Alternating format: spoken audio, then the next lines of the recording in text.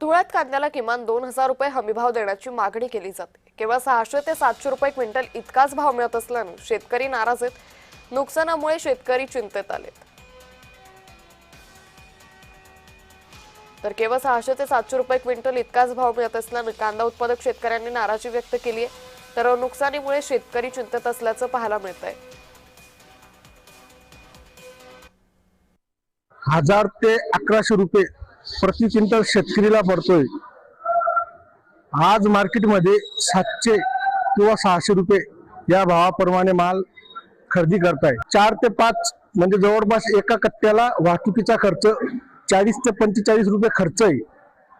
शेतकऱ्यांनी नेमकं या विषयावर करायचं काय, म्हणजे शेतकरी आत्महत्या करणार की नाही करणार, याचा राज्य सरकारने आता निर्णय घ्यायला पाहिजे। 1000 रुपये तर 1200 रुपये शेतकऱ्याला क्विंटली खर्च आहे, परंतु शेतकऱ्याचा माल हा जो आहे मातीमोल जातोय, म्हणून आज शेतकरी नाराज आहे। पूर्ण महाराष्ट्रभर पूर्ण शेतकरी नाराज आहे।